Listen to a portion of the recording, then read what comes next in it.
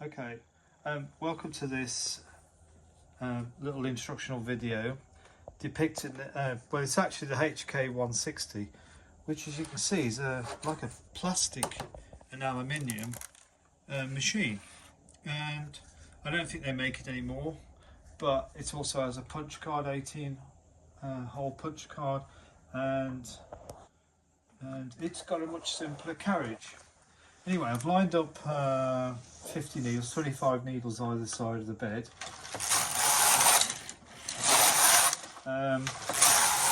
It's got much simpler controls. You could do two colour, hence the patterning punch card. But as you actually move your control to and from, say this is just knit to say fair isle, it automatically selects the needles to go into the patterning wheels. So that there. So as soon as I go slip or go to tuck, as you can see, these have been moved over. It's only when it comes back. Yeah, so it can do different types of patterning. It can do fair isle, it can do slip stitch and tuck stitch. But it's just a simpler carriage. Like, it didn't have separate rustle levers here. You've just got this one unit here that does that. But you can release it to, if you get a jam, you can get it back over the needles. So, and a standard sort of tension dial control there. And you know, this is where we put our fabrics in, and walls, should I say. And it can take two colour, and there's just a cast on lever here. But other than that, it's a simpler machine. And I'll just explain another thing, is it doesn't have a sponge bar. The needles are actually coming underneath these sprung loaded plastic levers. I don't know if you get a close up of that. Go really close.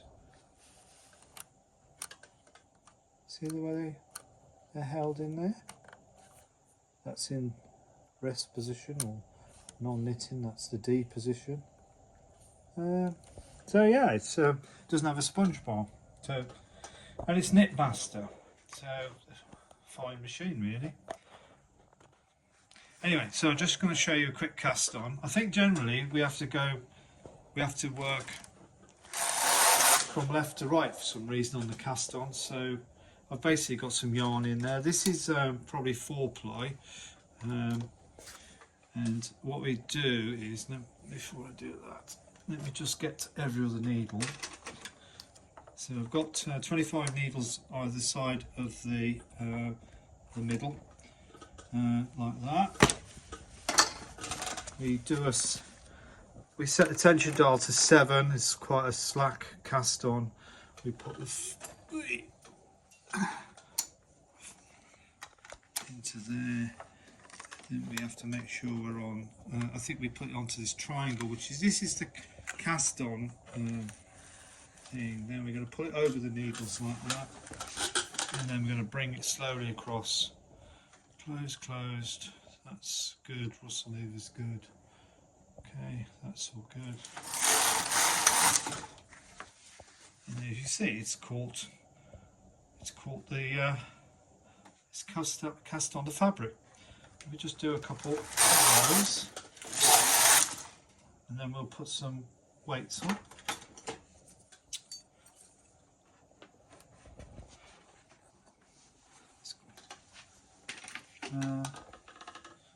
So this is even more critical because you've got plastic parts here, not steel. So if you're not hanging your weights low enough, and you do crush into them with the carriage, you might risk breaking something. But anyway, I haven't done it yet.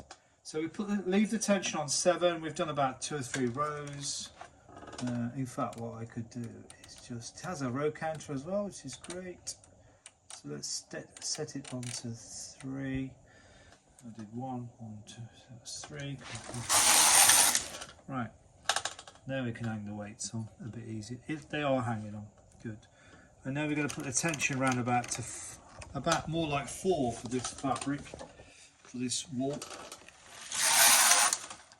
Let's make sure we get that on that end needle. this cast on at being 7 is quite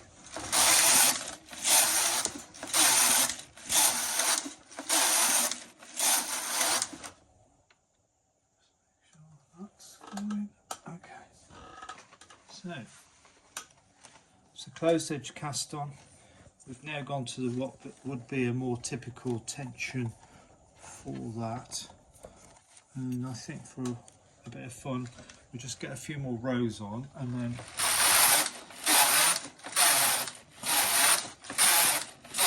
I think before you do any patterning I would normally expect to do something like 20 rows, because then you've got some material down the sinkers quite. And there we go. So now what I've got in is, I've got this card set up. It's 703, and this card, if you look here, 703 can do fair isle knit, it can do tuck, and it can do slip stitch, and you can do it in coloured tuck stitch as well, which I'll show you that. But we'll go straight in for some patterning now. So I've got it set up.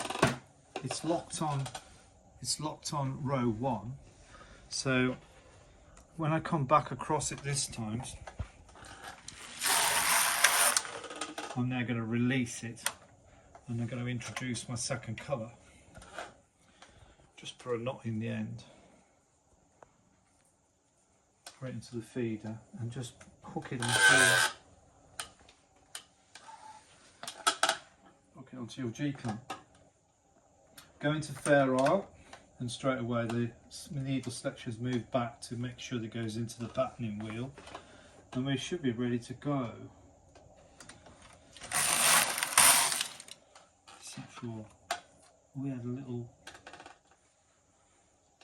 okay, so we had a little difficulty there where looks like my wool caught, because it has knitted every other so often needles, but it broke off there for some reason, which I suspect it got caught. Let's see if it'll carry on knitting.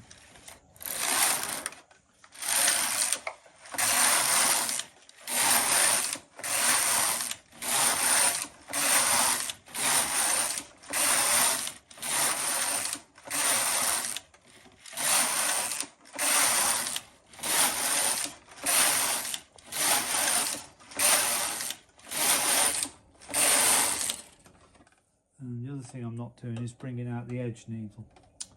So quite a common technique is to bring out the first needle, like so.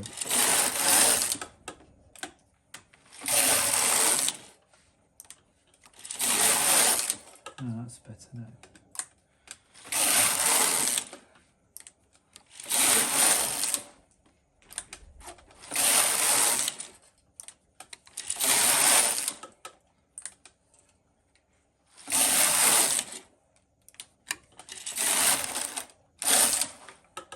And we've broke the, okay. So you know what I did there, look, it's another mistake. I pulled the wrong needle forward, I pulled a spare needle. Okay, let's put it back. Right, so a couple of mistakes I'm making, but I need just to demonstrate how easy it was to get going. And I'll give you an idea of what this looks like now. Right, we've now done about 30 rows of this pattern. Now, other than my mistakes, the first piece of fabric got caught in the, wool got caught in the wheel probably as I brought it over. I might not have had pulled the yarn break down. That's another mistake that I might have made. And on the second mistake I did here is I pulled the wrong needle forward. So I brought a spare needle into operation. So anyway, so there is patterning. That's a fair isle pattern, and there's the floats, which are not too long, are they? Right, so what we'll do now is switch over to something else. I'll show you that can actually make fabric. So if I just go back to this card that we're using, which was 703, I'm just going to line it back up on row 1 again. But 703 will produce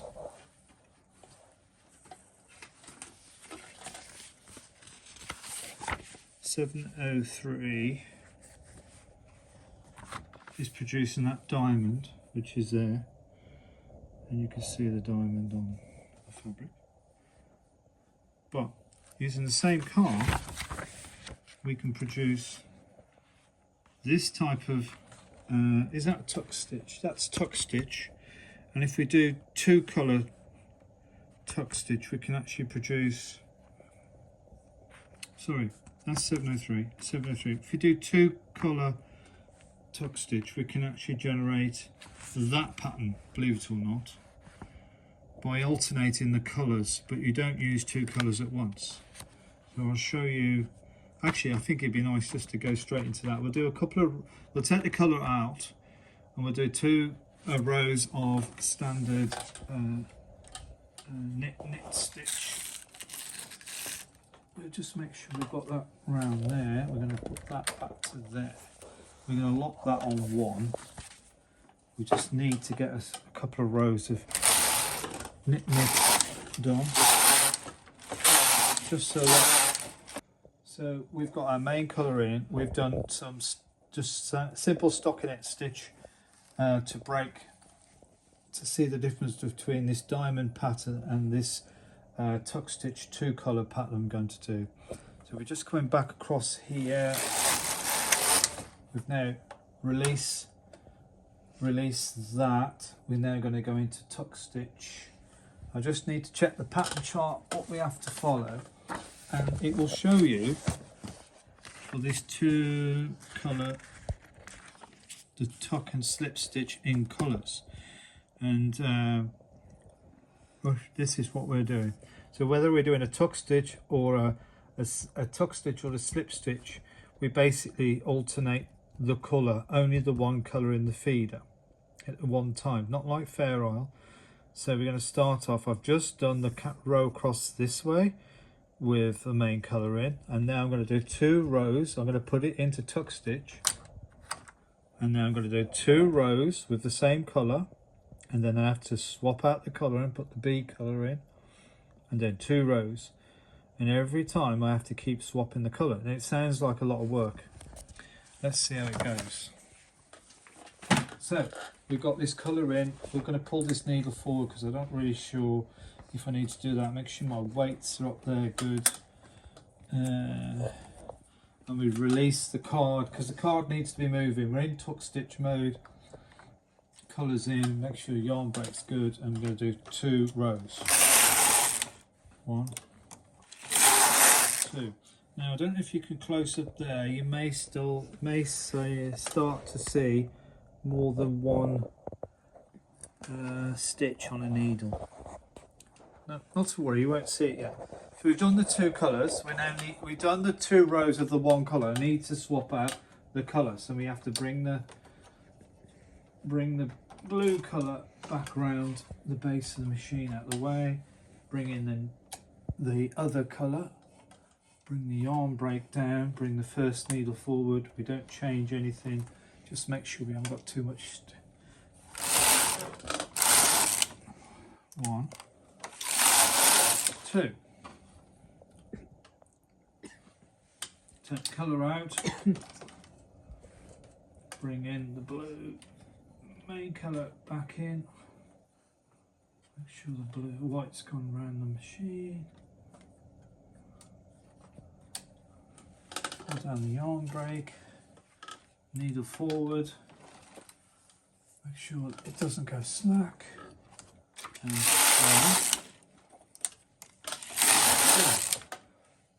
colour swap. I'm going to put the white in.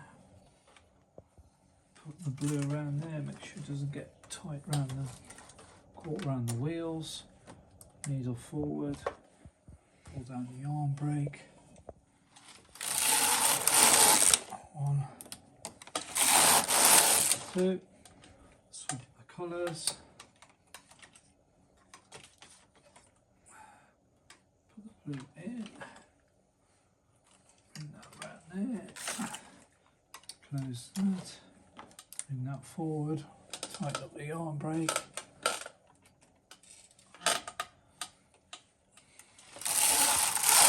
One, 2,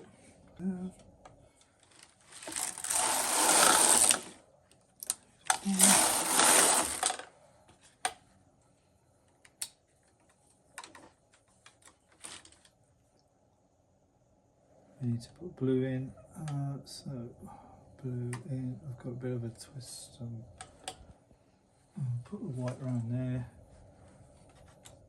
that's over there, close, move forward, pull the blue down,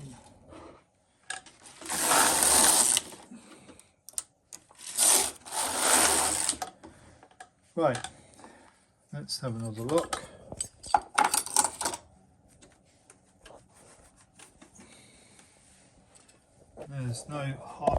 There's no floaters behind there because there isn't a wall being knitted across, but you must admit that pattern appearing